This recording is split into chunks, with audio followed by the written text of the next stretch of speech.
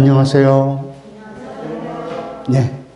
식사들은 하셨어요? 네. 벌써 한 달이 후딱 가네요. 네. 일일요 삼출하고 이렇게 시간이 빨리 가는지 몰랐습니다. 제가 이제 노후 준비 강의를 하면서 한 몇 가지 강의는 해드리지 못한 게 있어요. 어르신이 돼서 이제 보이스피싱, 나는 절대 안 된다라고 이제 얘기하시는 분들 보는데 똑똑하고 잘난 사람들도 걸려 넘어지는 경우도 보고 그랬어요. 그래서 그 내용에 대해서 못했고, 상속이라든가 이런 부분, 건 못했지만, 오늘 이 내용에 대해서 이제 함께 해보겠습니다. 오늘 강의 제목이 뭐죠? 품이 있는 죽음 준비하기, 아름다운 마무리에 대해서 우리 한번 같이 시간을 갖도록 하겠습니다. 자, 살아서 보기 힘든 사진이 하나가 딱 있는데요. 이 사진이 무엇인지 함께 보도록 하겠습니다. 자, 이 사진이 뭘까요? 궁금하죠? 예. 근데 어떤 분이 이걸 맞췄어요. 깜짝 놀랐어요. 이게 뭐냐면요. 무덤 속에 누워가지고 살아있을 때 하늘을 본 이 사진이에요. 그러니까 무덤 속에서 본 하늘, 살아서는 볼 수 없는 이런 적이 뭐야. 이 사진을 보는 순간 우리도 죽으면 모두 저 땅 속에 묻히겠지 하면서, 아니면 한 줌의 재가 되어서 다시 흙으로 돌아가는 것이 인생인데, 이런 모습을 한번 봤습니다. 다시 한번 보죠. 이것을, 근데 이게 뭐냐면 나이 든 사람이 맞췄던 것이 아니라 어떤 젊은 친구가 이 사진을 보더니 그 얘기를 하는 거예요. 야, 그래서 이 통찰력이 굉장히 대단하다는 것을 보고 느꼈죠. 자, 그래서 우리가 저 자리에 눕거나 한 줌의 죄가 되는 그날까지 우리가 하늘을 우러서 한 점 부끄럼 없는 행복한 삶을 살다 가리라. 그러다 보니까 내 안에 있는 감사하는 마음이 절로 생기는 거예요. 그래서 내 자신의 삶을 다시 한번 뒤돌아보면서 삶과 죽음이 무엇인지 한번 성찰해보는 시간을 갖고자 이렇게 생각을 했습니다. 우리는 가끔씩 이런 얘기를 하잖아요. 사람이 죽는데 그냥 죽는 것이 아니라 개죽음을 당했다는 얘기 하잖아요. 그죠? 왜 개죽음이라는 얘기를 했을까? 그러니까 사람이 사람답게 살지 못했기 때문에 죽음조차도 사람답게 살지 못하는 것을 우리는 개죽음이라는 얘기도 한다고요. 그래서 우리가 죽음을 잘 알면 살아가는 방법도 잘 알게 된다는 것이죠. 그래서 죽는 방법을 배우십시오 하는 겁니다. 그러면은 당신은 살아가는 법도 알게 됩니다. 이렇게 얘기를 하는 거죠. 그래서 우리가 이 되게 너무 엄숙하고 딱딱하게 이렇게 굳은 마음으로 볼 필요는 없지만은 그래도 우리 자신을 한번 들여다보는 시간이 필요하다고 이렇게 생각을 합니다. 자, 그래서 뭐라고 써 있냐면 이렇게 돼 있죠. 잘 보낸 하루가 행복한 잠을 가져오듯이 잘 살아온 인생이 행복한 죽음을 가져옵니다. 이건 뭐냐면 1500년도에 레오나르도 다빈치라는 화가가 이런 얘기를 했어요. 그러니까 이 죽음이라는 것은 인류가 생긴 이래 지금까지 어느 누구에게도 똑같이 적용되는 얘기죠. 나는 절대 죽지 않겠다라고 얘기한 진시 황제가 이 한국의 땅을 찾아서 조선 땅에 와가지고 불로초를 찾으려고 그렇게까지도 했는데 결국은 죽을 수밖에 없었던 거죠. 그래서 사람이 사람답게 사는 것을 웰빙, 그래서 우리가 어느 시대 때부터 잘 살아보세요, 잘 살아보세요, 우리도 한번 잘 살아보세요라고 하면서 우리가 열심히 살았던 그 시대에는 이런 웰빙이란 말이 없었어요. 근데 우리가 배고픈 사실이 잊어질만 하니까는 웰빙이란 말이 나오기 시작했습니다. 그리고 사람이 사람답게 늙는 것을 웰에이징이라고 얘기하고, 사람이 사람답게 죽는 것을 웰다잉이라고 얘기한다 이거죠. 그러면 우리네 인간에 있어서 보니까는 인간은 뭐예요? 언젠가는 모두 죽는다는 것이죠. 이 명제는 바뀔 수 없는 불변의 진리겠죠. 이것만큼은 확실한 진리인데 영원히 살 것 같이 생각하면서 내일을 향해 달리는 것이 인간들이라는 것이죠. 자, 그러면 이 삶에서 보니까는 요람에서 무덤까지 우리에게 있어서 아름다운 죽음이란 무엇인가? 아무리 죽음이 아름다울 수가 있겠는가라고 생각할 수 있어요. 그리고 우리의 생명을 보니까 우리가 한번 고민해 볼 필요도 있었습니다. 우리는 이전에 비해서 죽음에 대해서 많이 겸허해진 것은 사실입니다. 옛날에는 이 죽음이란 말은 입 밖에도 꺼내지 못했던 어떤 터부시됐던 그런 시대에 살기도 했었어요. 그리고 아무리 슬프고 아프고 그래도 피하고 싶은 존재가 뭐다? 죽음이었어요. 그러다 보니까 우리는 내가 누구인지, 어디서 와서 어디로 가는 존재인지 생각해 보는 것도 우리가 살아가는 인생에서 필요하다 이거죠. 나는 누구인가? 나는 내 이름을 가지고 있는 김효철이는 나는 누구인가? 누구의 아빠인가? 누구의 아내인가? 누구의 남편인가? 이것이 진정 나라는 존재인가? 진정 나는 누구인가? 김치찌개를 좋아하는 나는 내가 김효철인가? 나인가? 여러 가지로 생각해 볼 수 있겠죠. 이런 상황에서 봤을 때 사람은 때로 자신이 생각해 온 것과 다른 진정한 나를 발견하고서 당황할 때가 있어요. 아니, 나에게 이런 것이 있었어? 라고 생각했던 경우들이 있었죠. 생명이 얼마 남지 않았을 때 진단을 받고 나서 비로소 자신이 누군지 알아내려는 그런 행위를 하는 경우들이 많이 있습니다. 그리고서 후회하면서 내가 조금만 더 살 수 있었으면 이것만큼은 절대 안 했을 텐데 하면서 이런 경우들이 우리에게는 종종 있었습니다. 호스피스란 말 들어보셨죠?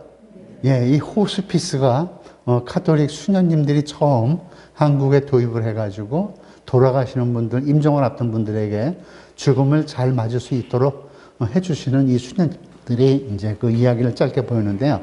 완치 가능성이 없는 환자들, 그 가족의 고통을 이제 덜어주고, 그 다음에 그분들의 삶의 질을 향상시키기 위한 치료 행위가 이제는 처음에 이제 카톨릭에서 시작을 했는데 이게 점점 확장이 되면서 어떤 불교 쪽에 있는 분들도 스님들도 이제 호스피스를 하고 이렇게 하는데, 우리네 인생에 있어서 보면 자신의 품위와 인격을 가지고서 고통 없이 남은 삶을 보내도록 도와주는 거.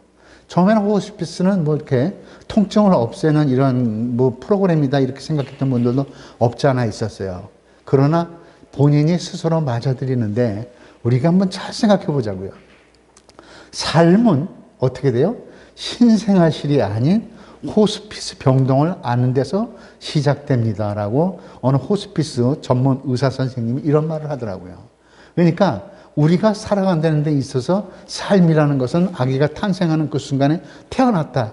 삶, 이게 아니라 죽음 앞에 섰을 때 이 삶이 무엇인가를 깨우쳐 주는 것이 참된 삶을 아는 것이다. 바로 이렇게 하더라고요. 따라서 호스피스에게 있어서 마지막 시간을 보면 그 사람의 인생이 보인답니다. 그래서 죽음 앞에 둔 그분들에게 가서 이제 이야기도 나누고, 그 다음에 그분들의 이야기도 들어주고, 그분들을 위해서 기도도 해주고, 근데 이러다가 보니까는 쭉 그 축적된 그 삶의 이런 내용 안에서 보니까, 아, 마지막 그 시간을 보니까 그분이 어떻게 살아왔는가, 이렇게 알 수 있다라는 거죠. 왜? 우리가 이제 과거의 그 화석을 통해서 멸종된 그 생물들의 과거를 알아내듯이 그분들은 그분들의 삶을 통해서 이분들이 어떻게 살았겠구나, 어떻게 살아왔구나 하는 것을 알 수 있다라는 것이죠. 따라서 정말 내가 태어났을 때 우리는 울음을 터뜨렸지만은 사람들은 기뻐했죠. 내가 태어났을 때 우리 엄마, 아버지와 우리 가족과 친지들이 얼마나 기뻐하고 환하게 기뻐했습니다. 근데 내가 이제 죽음을 맞이할 때 사람들은 울음을 터뜨리겠지만은 나는 진정 웃을 수 있겠는가 하는 것이죠. 인간의 삶이 유한하면 분명히 불변의 진리입니다. 유한하잖아요. 태어나서 언젠간 죽을 텐데 그 죽는 날짜와 시간만 모를 뿐이지 내가 영원 불변으로 살 수는 없는 것이죠. 따라서 죽음의 의미를 바르게 아는 데 뭐냐? 우리들의 삶이 좀 더 풍요로워진다는 것이죠. 그리고 같이 있어지기를 희망한다라는 것이죠. 아마 여기 이제 종교를 가지신 분들도 계실지는 모르겠는데, 저도 뭐냐면은 그 장례 지도사로서 조금씩 이제 도와주고 그랬었어요. 그래서 이제 염두하고 이제 이렇게 할 때 보면은 어느 분들 얼굴 표정을 보면요, 아주 일그러진 얼굴 표정들을 하시는 분들도 계세요. 그분들은 뭐가 힘들었는지 모르지만 얼굴이 그렇게 꽉 적어져 있으면 저희 선배님들이 뭐냐면 따뜻한 수건으로 얼굴을 좀 펴드리기도 하고 이렇게 하는 모습들도 봤어요. 그런가 하면 이를 악 물었는데 이 아파서 고통스러운 게 아니라 그 죽음에 대한 것이 적었는지 그렇게 힘들어했던 모습들이 얼굴에 다 나타나는데, 또 반면에 어느 분은 돌아가셨는데 참 편안한 모습으로 그렇게 눈을 감고 있는 분들도 계셔요. 그러면 저희 선배님들이 하시는 말씀이, 아, 이분 참 정말 열심히 잘 살았나 보다, 이런 얘기를 하더라고요. 그러니까 저는 이제 경험이 짧으니까 그것까지는 잘 모르는데, 그 오래된 연륜을 가지신 분들은 그런 얘기를 하는 것을 들어봤습니다. 자, 죽음 앞에 선 우리 인간들, 정말 아까도 말씀드렸지만 내가 누구이고 나는 어디서 왔고 내가 지금 어디로 가는지 각자 자신이 나에게 한번 물어볼 필요가 있겠죠. 내가 누구지? 내가 어디서 왔지? 나는 지금 어디로 가고 있지? 이러한 자기에게 풀어한 질문을 했었을 때 여기에서 우리에게 남아있는 것은 뭐다? 이거죠. 천천히 한번 생각해 보죠. 나는 왔노라 온 것도 모르면서, 나는 있노라 누군지도 모르면서, 나는 죽으리라 때도 모르면서. 이처럼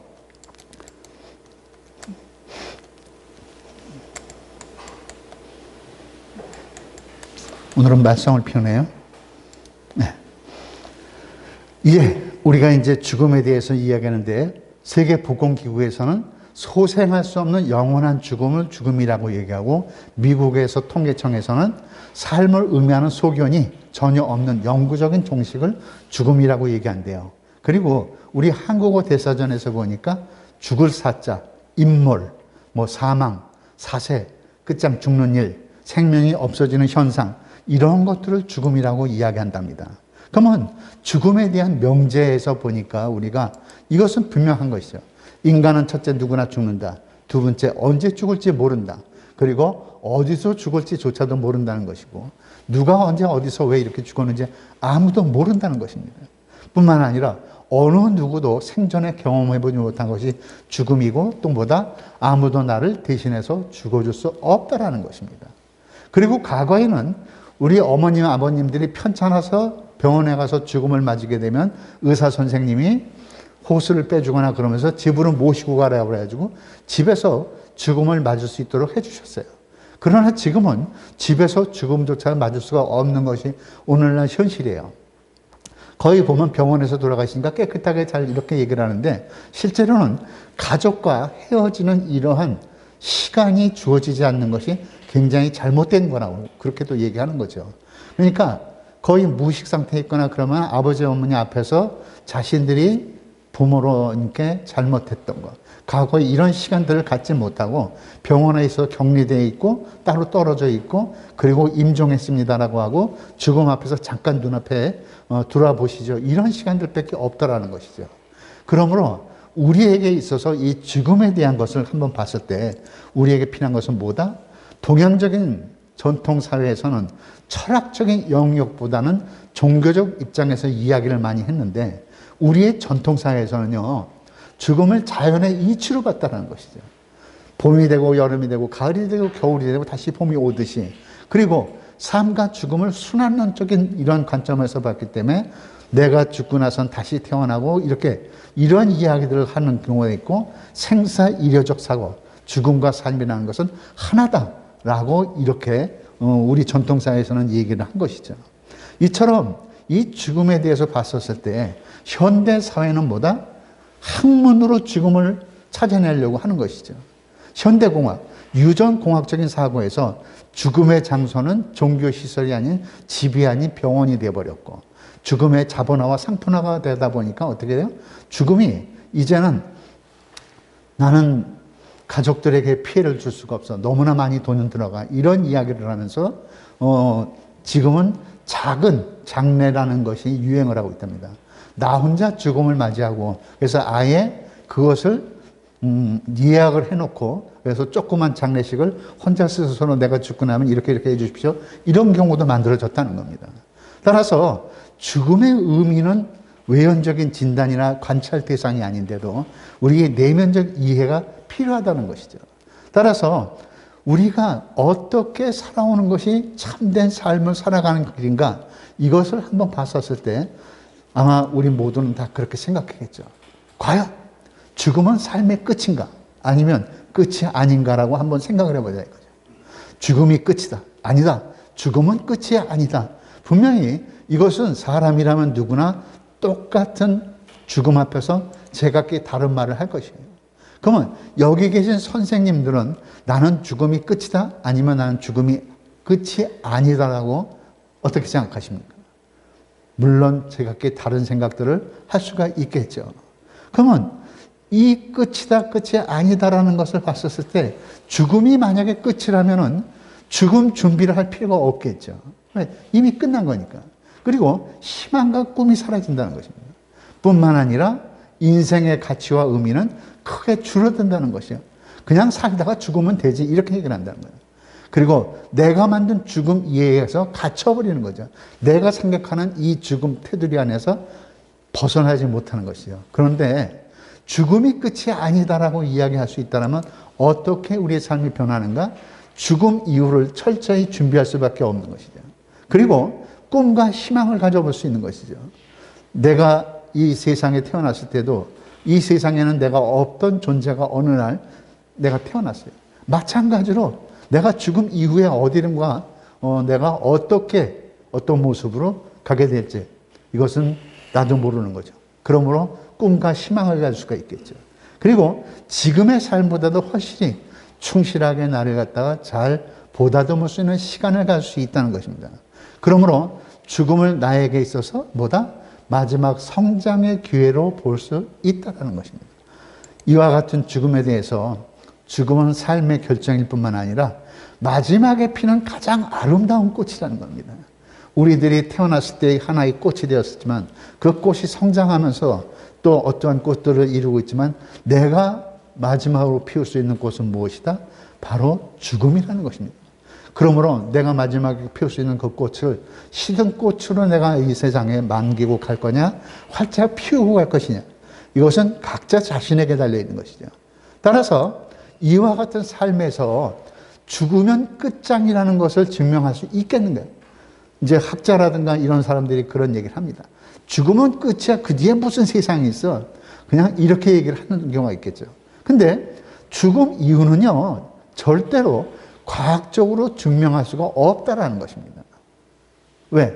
가본 적도 없고, 갈 수도 없고, 그 다음에 그 세계에 대해서, 죽음 이후의 세계에 대해서는 우리가 생각할 수는 있어도 몰라도 이것을 증명해낼 수가 없다는 것이죠. 따라서 뭐다? 죽음은 과학적인 연구 대상이 아니라는 것입니다. 과학은 인간의 안목으로 형성해 나가는 학문이기 때문에 과학은 증명이라는 말이 반드시 뒤따르게 돼 있어요. 그런데 죽음은 증명할 수 없다는 것입니다. 그러면 죽음이 끝이 아니라는 것 역시 증명할 수 있는가? 이거 역시 증명할 수가 없다는 것이죠. 그래서 죽음은 살아있는 인간 연구의 한계로서 과학의 범주를 벗어나 있다는 것입니다.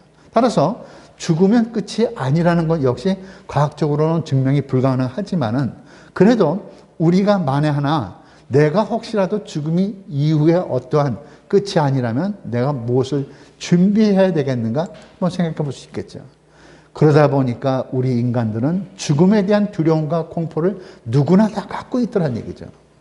어떠한 죽음에 대한 두려움과 공포가 있는가? 고통에 대한 공포가 죽음 앞에 인간은 모두가 가지고 있습니다.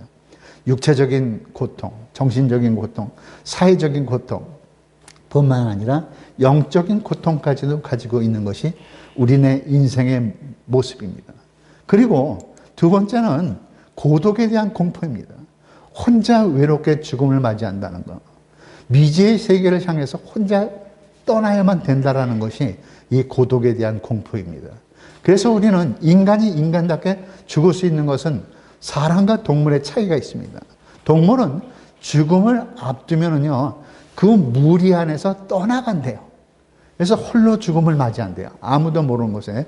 예를 들어서 코끼리 같은 경우도 같이 살던 무리에서 떠나서 코끼리가 죽음을 맞이하는 거기에 들어가서 홀로 죽음을 맞이한대요. 이렇게 동물들은 홀로 죽음을 맞지만 인간이 인간답게 죽는 모습은 어떤 거냐면 우리의 무리 안에서 죽을 때 이것이 인간답게 죽는다는 것이죠. 그런데 오늘날 현대사회는 모든 것이 발전하고 발달하고 풍요로운 세상인데 왜 우리 앞에 보니까 고독사라는 홀로 죽음을 맞아서 한 달, 두 달 만에 죽음이 발견되기도 하느냐 하는 것이죠. 따라서 이렇게 대한 것뿐만 아니라 가족과 사회의 짐이 될 수 있다는 그 두려움이 또 크다는 것입니다. 실제로 얼마 전에 텔레비전에서 어떤 분이 나와서 그런 말씀을 하셨어요. 뭐냐면 우리들이 돌아가신 분들에게 입혀드리는 게 뭐죠? 수의죠. 그건 수의가 아무리 싸도 얼마나요? 보통 100만 원 이상 이렇게 막 돼요. 그런데 그 우리가 화장을 하게 되면 그 돌아가신 분에게 입힌 그 옷을 입고서 화장에 가면 눈앞에서 100만 원, 200만 원, 300만 원이 날아가는 거죠. 그런데 실제로 우리네 전통적인 모습에서는 그 입던 옷을 입고 깨끗한 옷을 입었대요. 그리고 오히려 그 살아있는 자손들이 수의를 입었다는 거죠. 수의 쪽 같은 거. 그거 왜 그러냐면 불효했기 때문에, 효도를 못했기 때문에 까끌까끌한 것을 입어가지고 그렇게 해서 부모님께 잘못했습니다. 이러한 모습을 보여드리기 위해서 저거 하는데, 지금은 이게 일제시대 때 뭔가 잘못돼가지고 돌아가신 분에게 수의를 입히고 그래요. 그래서 저는 뭐냐면, 나중에도 나오는 얘기지만 저는 이미 유서를 써놨지만, 나는 내가 입던 옷, 평상시에 입는 깨끗한 옷을 갖다 준비해 놓은 게 있어요. 그러니까 내 양복에다 넥타이에다가 그 바지에다가 이렇게 해서 나를 입혀가지고, 그리고서 나는 그 장례를 치러달라고 했어요. 그러니까 이러한 모습 속에서도 우리는 뭐냐면 가족과 사회의 짐이 될 수 있는 두려움. 야, 내가 저거 하면 병원에 가면은 돌아가신 분 앞에 이것만 한번 해놓게 되면 어떻게 돼요? 눈 한 번 깜빡하면 100만 원, 200만 원, 300만 원.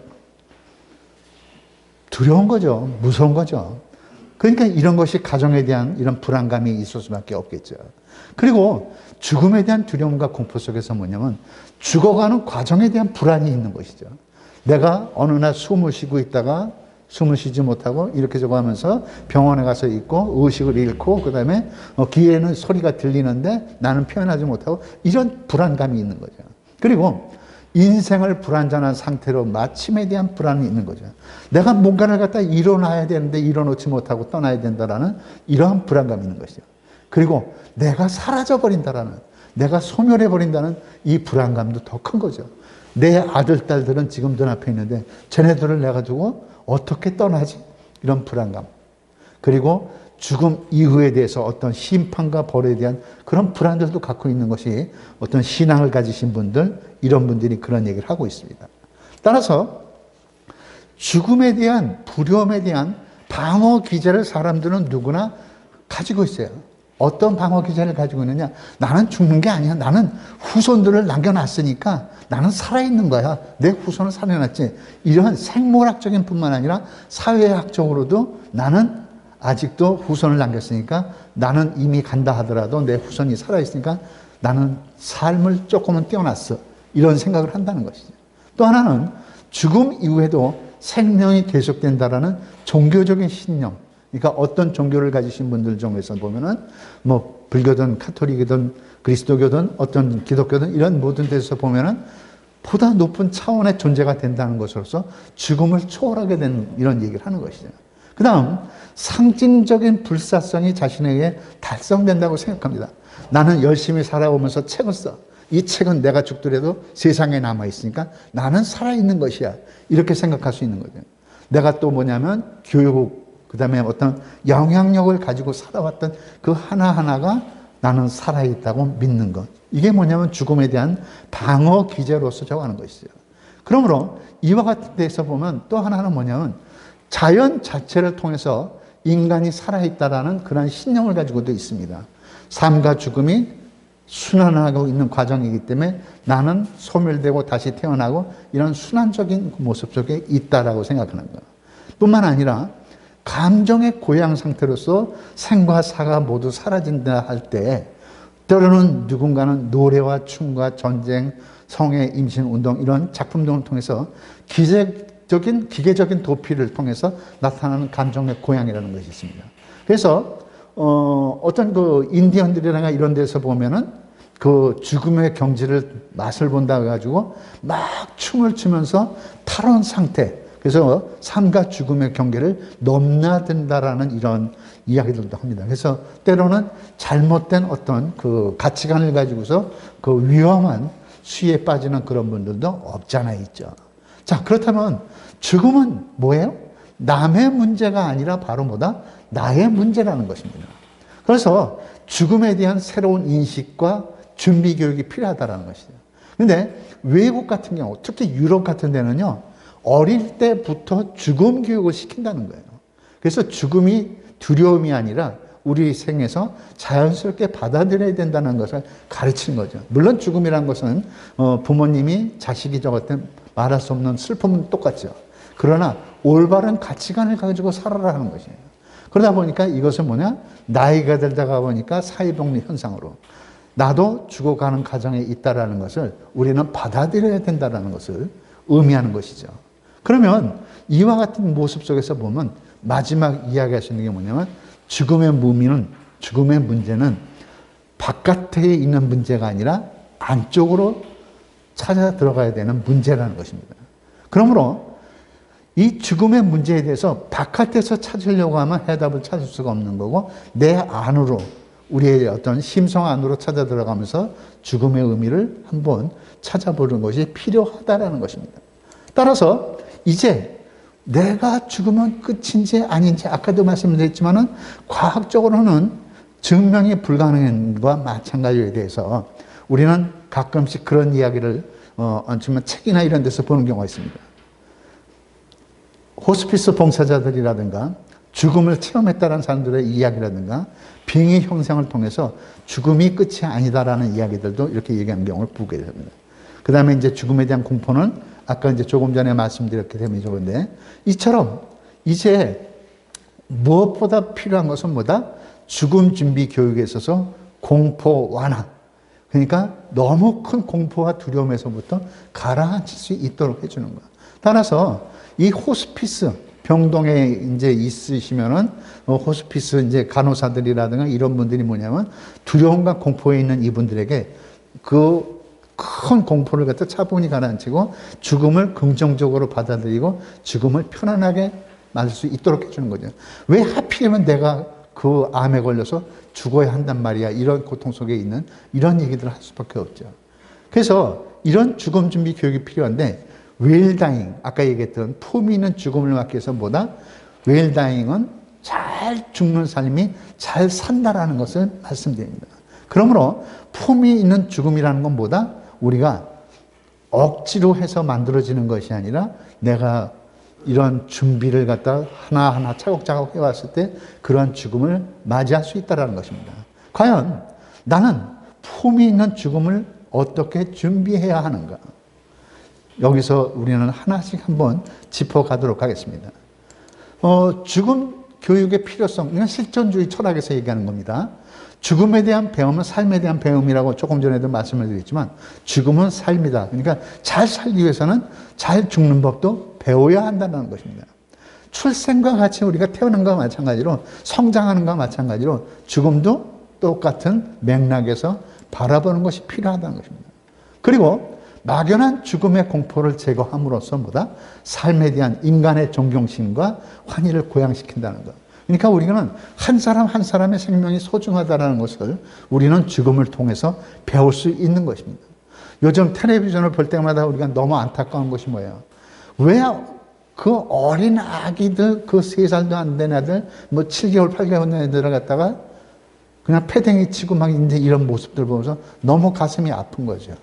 그러니까 이러한 어떤 밑바탕의 근저가 깔려있지 못한 거고 그런 모습이 있는 거죠. 왜? 옛날에는 대가족 사회 안에서 아주 어렸을 때 5살, 6살 때 할머니, 할아버지의 죽음을 보고 또 부모님이 슬퍼하는 모습을 보고 내가 성장해가지고 또 내가 저거 보면서 부모님이 돌아가신 모습, 내 자녀들이 그 모습을 보고 하면서 이런 배울 수 있는 기회들이 있었는데 지금은 그런 기회가 거의 사라졌다는 것입니다.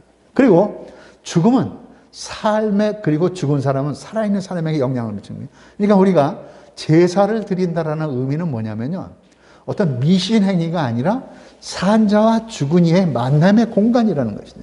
그날 그 시간을 통해서 나는 우리 부모님과 우리 조상님에게 적어서 그분들이 우리에게 미친 영향을 가족과 함께 그 자리에서 소통하고 그런 시간을 함께 갖는 것이에요.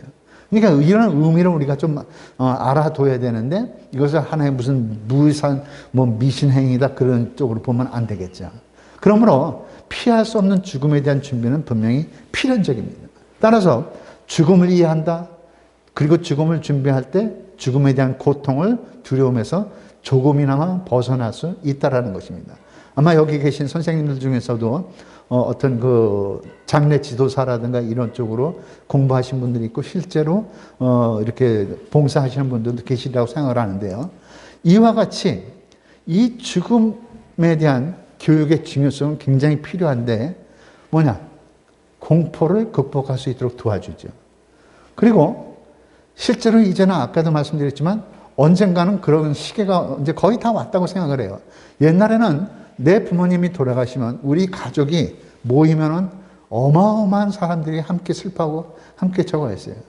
근데 실제로 저는요, 그걸 봤는데 아주 오래전이었어요. 아주 오래전에 어떤 일이 있었냐면 이런 일이 있었어요.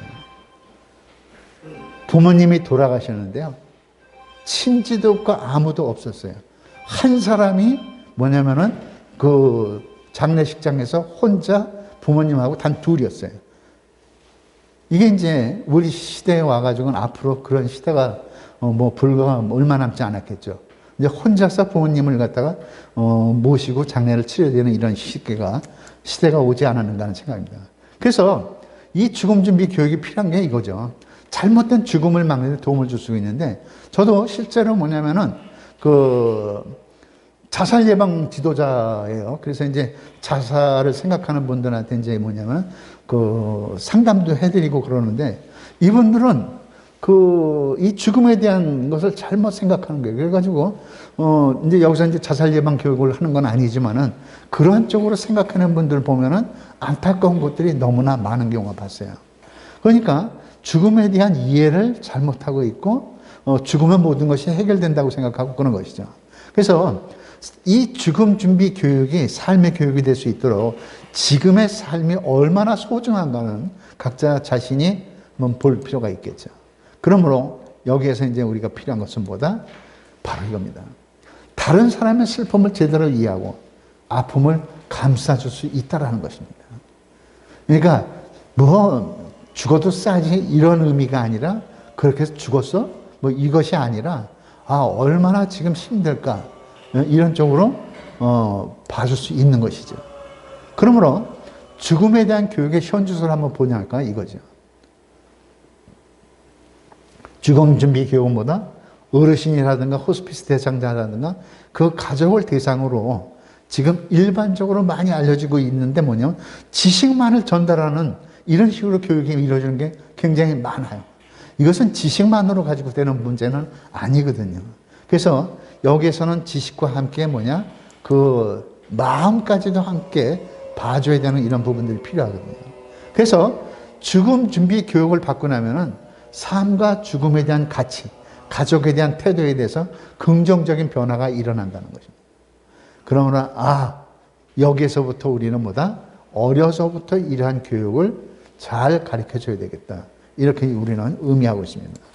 그러므로 이제 어르신들의 우울증이라든가 죽음에 대한 불안이라든가 삶의 만족도라든가 가족에게 죽음을 긍정적으로 맞이할 수 있도록 받아들이도록 하거라 이제 이렇게 이야기를 하는데 넘어가는 거에서 이제 이것을 말씀을 드릴게요.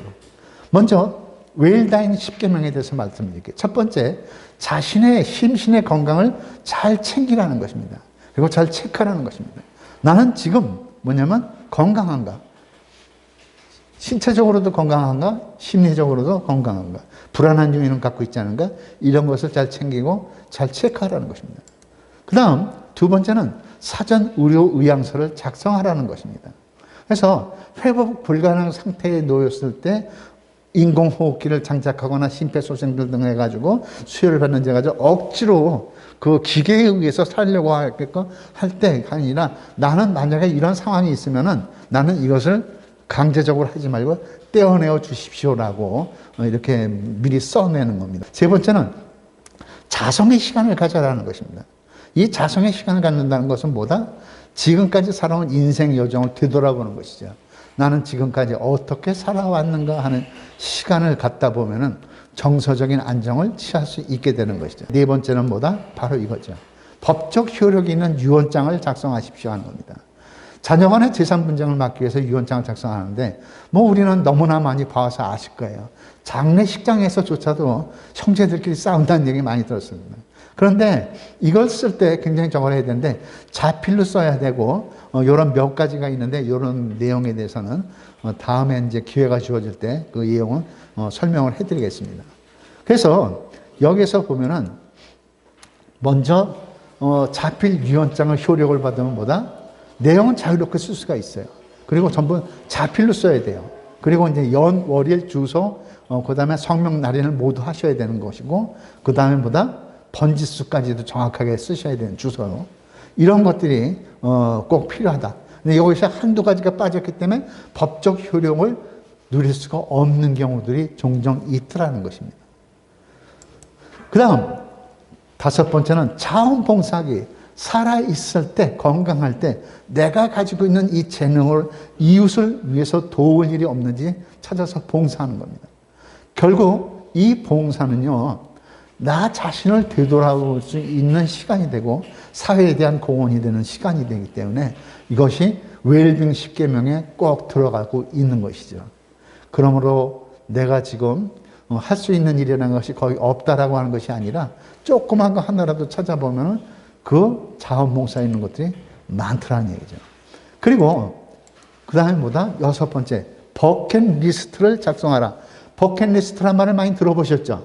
예, 이게 이제 뭐냐면 영화가 나오고 나서부터 우리 사회에 이제 버킷리스트란 말이 있는데 내가 살아생전에 앞으로 무엇 할 것인지 남은 시간에 지금까지 해보고 싶었는데 못한 것이 있다면 이것을 한번 해보자 해가지고 이 버킷리스트를 꼭 한번 작성하는데 제 거를 한번 보여드릴게요. 보여드릴까요? 네. 예. 예. 이게 제가 100가지 버킷리스트를 했는데 빨간 게 뭐냐면은 제가 한 거예요. 아직 못한 거, 까만 건 아직 못한 건데 어릴 적 살던 동네 방문. 동네가 사라졌어요. 너무 슬퍼요. 그 다음에 초등학교 친구 찾아봤는데 지금도 못 만나고 있어요. 그 다음에 이제 뭐냐면은 돌아가신 부모님 사진을 갖다 여러 장 보니까 결국은 나 혼나 갖고 있어가지고 우리 형님, 동생네 조카들 이렇게 나눠주려고 하는데 아직도 이걸 복사를 못했고 그 다음에 저도 빚이 꽤 많았어요. 그래서 빚을 청산해야 되겠는데 이제 뭐냐면 노후 준비를 하면서 이제 빚은 없애야 되겠다 해서 이제 빚을 없앴고 그 다음에 아주 옛날 힘들었을 때 저는 뭐냐면 북한산길을 늘 걸었거든요. 근데 지금 와서 북한산길을 한번 걸어본 거예요. 그때 힘들었을 때 내가 이랬었지라는 생각이 들었어요. 그 다음에 상청에 있는 성심 인해병원이라는 데 뭐냐면 그 나환우들 한센인 마을인데 거기에 한번 가보는 거 해가지고 그 마을에 가서 그분들하고 한번 지내고 왔었습니다. 요번이 이제 저희 어머니와 아버지 사진인데 저만 갖고 있어가지고 이걸 복사해가지고 이제 조카들한테 주려고 하고 있습니다. 그 다음에 이제 제가 갖고 있는 어떤 단체에 인준받는 거. 그 다음에 이제 뭐냐면, 세상 사람들에게 도움을 줄 수 있는 참된 지도자를 양성해야 되겠다 해가지고, 제가 교육을 시켜가지고, 뭐 한 사람, 두 사람 이렇게 해가지고, 아주 지금 훌륭하게 일하고 있는 사람들이 있습니다. 그 다음에, 내 안에 있는 잠든 거인을 깨우라는 책이 이렇게 두꺼운 책인데, 이걸 읽으면 사람이 정말 굉장히 좋은 변화가 일어나는데, 무지하게 두꺼워요. 이거 읽느라고 고생을 했지만은, 이것을 읽고 그 다음에 TV 방송 출연하게 해가지고 황금 연못에 나왔잖아요. 그 다음에 1년에 한 번씩 이제 개인적으로 어떤 이런 피정 이런 데 가서 시간을 보내겠다 해가지고 개인 어떤 친목 부정을 하고 있고 북촌마을 돌기 거대하고 위대한 것이 아니라 아주 조그맣고 소소한 것들도 있어요. 그 다음에 뭐냐면 황학동의 풍물시장, 벼룩시장 가서 한번 사람들 사는 모습을 한번 숨쉬는 걸 보고 오고 싶다. 이런 거. 그 다음에 이제 노량진 수산시장에 경매하는 거 한번 가보고 싶었는데 아직 못 가봤어요. 그래서 이런 것들. 그 다음에 이제 제기동에 있는 약재시장에 가가지고 그 냄새 좀 한번 맡고 오자 하고 그 다음에 글을 한번 써보는데 냄새까지 맡고 왔고 아직 글은 못 썼고요. 그 다음에 이제 뭐냐면 구두 수선을 한번 내가 해가지고 내 구두를 내가 한번 고쳐보자 해가지고 이런 것들을 해보고 있었습니다. 그 다음에 이제 뭐 이렇게 프랑스에 있는 뭐 이렇게 어떤 수도 마을 이런 데 가서 한번 살아보기 이런 건 아직 못했고요. 그 다음에 이제 배 타고 나가서 낚시하기. 그 다음에 고급 호텔에 가가지고 나 혼자서 나만을 위한 시간 한번 즐겨보자. 비록 그 값이 지금은 내가 돈을 벌어가지고 다 가족을 위해서 썼다면 나만을 위해서, 나를 위해서 한번 써보자 해가지고 한 5만 원짜리 내가 식사를 한번 한 적이 있어요. 그리고 그 시간에는 스마트폰도 꺼놓고 그 다음에 조용히 음악을 들으면서 아주 천천히 먹으면서 너무너무 잘 자랐어 하면서 나에게 나를 위로하는 그런 시간도 가졌습니다. 그 다음에 목련 것을 따서 지금 목련 많이 폈잖아요. 이것을 말려가지고 차로 만들어가지고 목련차를 아주 즐기고 있습니다. 이렇게 뭐냐면은 재봉틀 배우기도 있고, 그 다음에 이렇게 이제 죽음에 대한 자료를 수집하는 거. 각 나라, 각 종교, 이제 이런 것들이 있다 보니까, 다른 종교에서도 저보고 이제, 죽음에 대한 교육을 시켜달라고 이제 이렇게, 연락이 와요. 그러면 이제 그쪽의 종교는 죽음을 이렇게 하고, 다른 종교는 이렇다는 것도 이제 강의도 해드리고, 그 다음에 이제 필리핀에 보면은 바탕카스라는 섬이 있는데 거기 가서 이제 이렇게 한 석 달간 살다가 왔어요. 이런 시간들. 그 다음에 이제 이렇게, 외국에 한번 나가보고 싶다라는 것들, 이런 것들도 있고. 그 다음에 부르 청소년 장학금 지원해가지고 저는 지금까지 한 20몇 명, 고등학생들 등록금을 대줬는데 걔네들은 나를 몰라야 되고 나는 걔네들을 몰라야 돼요. 그러니까 서로가 서로를 모르는 상태에서 하는데 여기서 조건이 하나 있는데 뭐냐면 공부를 진짜 못하는 애. 근데 뭐냐면 학업이 힘든, 돈이 없어서 공부 못하는 애한테 장학금을 준다 이렇게 얘기를 했어요. 그 이유가 뭐냐? 공부를 잘하면 누구든지 장학금을 다 줘요. 근데 공부를 못하기 때문에 공부하고 싶어도 학교를 졸업 못하면 안타깝잖아요. 그래서 그런 애들에게 장학금을 주십시오 해가지고 한 30명 가까이 이렇게 하고 있습니다. 그 다음에 이제 끊임없이 이제 한다는 거, 변화, 내가 공부하겠다라는 거 하고, 그 다음에 뭐냐면 특별히 기억할 사람을 갖다 100명을 뭐 선정을 해가지고 손으로 편지를 쓰는 거예요. 그래서 손편지. 지금은 컴퓨터로 다 손으로 이렇게 쳐가지고 이제 쭉 뽑았는데 손으로 한자 한자 써가지고 이렇게 근데 지금까지 25명에게 보냈습니다. 75명 이제 남아있고요. 그 다음 뭐냐면은 추억 물품을 보관하는 것이다. 7개명. 내가 기억하고 싶은 사진이나 편지, 선물, 기념품 등을 마지막 순간까지 가지고 있는 것이다. 저도 뭐냐면 우리 아버님 돌아가시고 나서 유품들을 보다 보니까 할머니가한테 들은 선물인지 아주 할머니가 주신 거였어요. 그래서 그것을 가지고 아버지가 계신 모습을 보고서 저도 내가 이 다음에 가게 되면 우리 아들, 딸들이 이것을 보고 아빠는 이렇게 저거 했구나 하는 그런 유품을 남겨주고 싶은 것이죠. 자, 그래서 이제 마음의 빛을 청산하게, 이것은 뭐 물질적인 빛뿐만 아니라 마음의 빛도 청산하는 그런 시간이 이제 필요하다라는 것을 말씀드립니다. 자, 이것은 용서받고 용서해야 되는 그런 시간이 있으면, 그런 분이 있다면 꼭 용서해주고 용서를 받아야 된다라는 거. 이것이 뭐냐면 웰빙 10계명의 8계명입니다. 그 다음 뭐냐면 9번째, 고독사를 예방하라는 것입니다. 위급한 순간에 가장 빨리 도움을 청할 수 있는 가족이나 친구 아니면 주민센터 뭐 이런 가까운 이웃에게 연락할 수 있도록, 우리는 괜찮다 하더라도 혹시 주위에 이런 사람이 있더라면은 요즘은 주민센터 사회복지사가 있고 너무나 잘 돼 있어요. 그래서 이런 쪽으로 연결을 맺어줄 수 있도록 해주는 것이 필요하다는 것입니다. 자, 그 다음에 이제 10번째 뭐다? 장래 계획 세우기에서 구체적인 모습. 아까 이제 제가 말씀드렸지만 나는 죽고 나면은 양복을 입혀달라는 거, 넥타이 매달라는 거 하고, 그 다음에 내가 원하는 죽음의 모습을 가족들에게 얘기하는 거. 옛날에는 이 죽음을 얘기한다는 것은 상당히 터부시되어 있고 인정했는데 지금은 자연스럽게 이제 얘기할 수 있는 것들이 되겠죠. 이렇게 해서 우리가 이제 아까 얘기했던 이제 작은 장래, 아름다운 마무리에서 했던 것이 뭐 돌아가시고 나면 엄청 큰 이런 적이 아니라 한번 인터넷에 들어가셔가지고 작은 장례라고 한번 쳐보세요. 그러면 요즘은 나 혼자서 죽음을 맞이하고, 그 다음에 나는 조금 하게 되면은, 소액으로, 그러니까 큰 돈을 안 들이고 내가 죽음을 맞이했어. 근데 이게 뭐냐면 홀로 사는 사람이 아니라, 자식들도 다 있는 이런 부모님이 이런 작은 장례식을 예약한 분들이 의외로 많더라는 것이죠. 그래서 이제 이러한 쪽으로도 한번 우리는 생각해 볼 수 있다라는 것입니다. 자, 그래서 이제 이것이 아까 얘기했듯이 웰다잉 10계명 10가지를 갖다가 우리가 준비하는, 죽음을 준비하고 죽음을 맞이하는 그런 10계명을 말씀을 드렸습니다. 그래서 한번 이런 생각을 해볼 수 있겠죠. 나 김효철이는 몇 세의 일기로 세상을 떠났다. 나의 그 죽음의 사망 원인은 뭐였다. 그의 가족은 누가 있었고, 그는, 김효철이는 누구와 아주 친한 친구였다. 그는 사망할 당시 무엇을 하고 있었다. 이런 생각을 한번 해가지고 나의 사망기를 한번 써볼 수도 있겠죠. 근데 제가 한 번은 아주 재밌는 이야기를 하나 하면, 이 프로그램을 2박 3일로 한번 한 적이 있었어요. 그래가지고 나의 유언서를 써서 집으로 이제 보내는 거에서 한 석 달 뒤에 보내는 거였어요. 내가 직접 보내주거든요. 그런데 부산에 사는 유학생이 서울에 와서 이제 공부하고 있었는데 이 프로그램에 이제 참여를 했어요.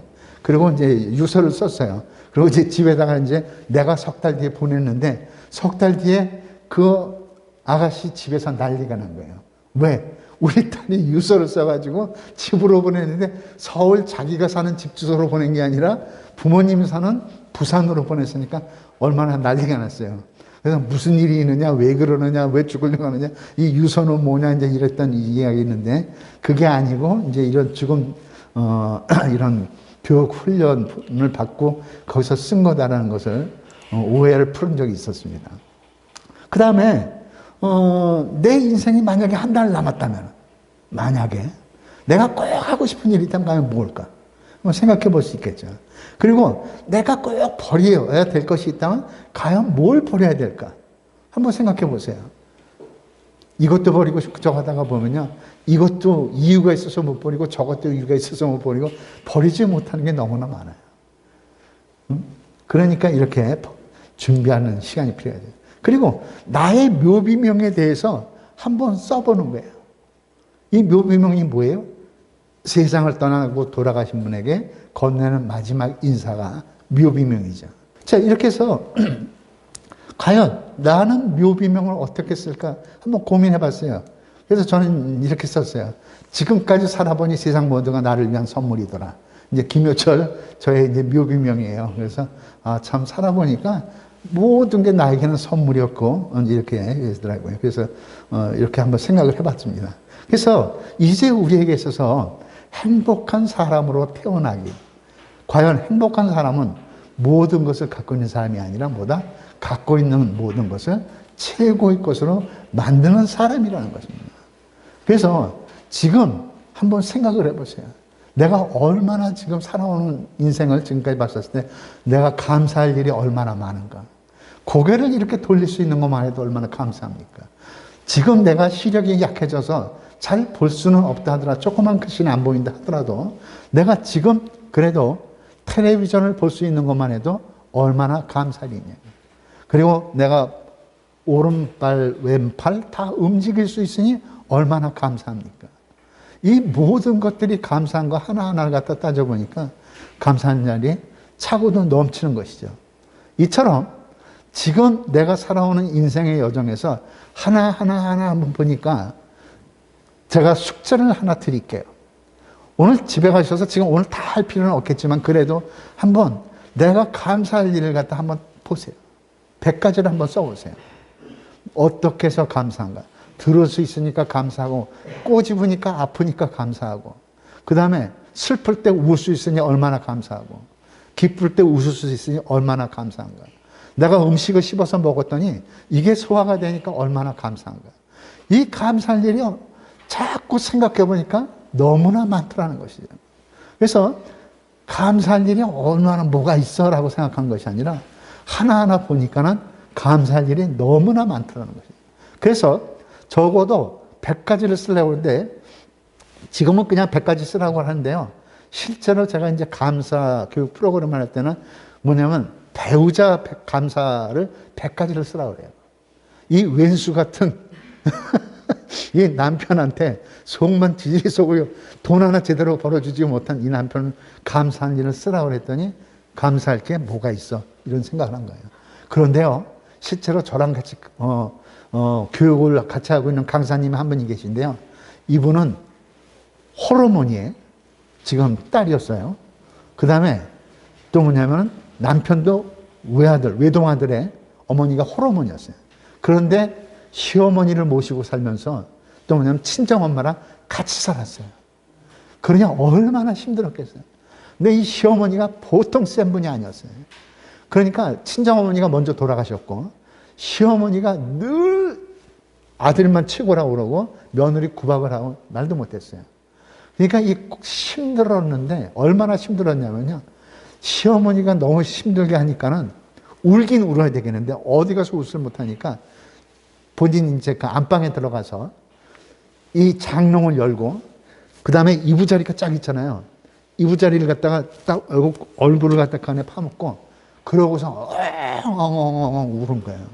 그러면 속이 아주 후련해지고 이제 하는데 근데 이분이 뭐냐면 감사를 배운 거예요. 그리고 나서 먼저 남편에 대해서 이제 감사, 지금도 이분은 뭐냐면 하루에 5가지씩 남편한테 이제 감사 일기를 써준대요. 그럼 남편도 이분한테 써주는데 시어머니한테 감사 일기를 쓴 거예요. 시어머니 이래서 감사합니다. 이래서 감사합니다. 이 감사한 걸 쭉 쓰다가 보니까요. 그리고 나서 시어머니한테 이걸 보여드리면서 얘기를 했대요. 근데 시어머니는 지금도 90이 넘으셨는데 담배 피시고 하루에 반갑. 예? 그러니까 집에서 맨날 이 담배 진동내가 나잖아요. 그래도 어머니 살아계셔서 감사합니다라고 얘기를 하고 이렇게 변했다는 거죠. 그러니까 옛날에는 감사를 몰랐을 때는 어떻게 됐다? 시어머니가 밉고 너무너무 힘들고 세상에 사는 게 그랬는데 감사를 알고 나서부터 보니까 한 가지 한 가지가 감사더라는 거죠. 그래서 지금 실제로 내 자녀 중에 누군가는 잘 성장을 해서 훌륭하게 성공해서 멋지게 있으니까 감사할 수도 있지만 때로는 내 아들, 딸들이 나이 30, 40이 됐는데도 아직도 직장을 못 가고 시집장가 결혼 안 해도 그래도 이놈이 살아있고 내 곁에 있으니까 얼마나 감사하다 이렇게 생각할 수 있겠죠. 실제로요. 제 딸아이는 지금 이태리에 가 있어요. 하루하루가 저한테는 너무나 힘들어요. 왜 아시잖아요. 코로나로 인해서 어때요? 말도 못하게 해줘가는 거예요. 그러니까 돈을 그 딸이 가서 뭐냐면 그 요만큼 벌기 위해서 가가지고 살고 있는데 그 코로나 때문에 가가지고 뭐 10만 명이 죽었다 막 이런 얘기 듣고 뭐 하루에 뭐 몇천 명이 뭐 그냥 코로나로 뭐 갔다 하면 그때마다 저는 이제 심장이 막 조이고 있는 거예요. 그래도 지금 내 딸아이는 아직도 살아있고 나랑 통화했으니까 감사합니다. 이 생각이 드는 거죠. 그래서 내가 지금부터 저거 했던 말씀드렸듯이 내가 감사한 것을 하나하나 손꼽아 보고 내가 정말로 살아있음에 내 옆에 누군가가 있음에 그리고 내가 누구를 위해서 일할 수 있음에 이렇게 감사할 수 있는 것들을 한번 찾아보고 이것을 마지막 선물로 이렇게 해가지고 한번 나에게 줄 수도 있고 내 자녀에게 줄 수도 있고 그럴 수 있을 거예요. 그래서 그런 시간을 꼭 가져주시기를 바랍니다. 예, 이상 마치겠습니다. 예, 감사합니다.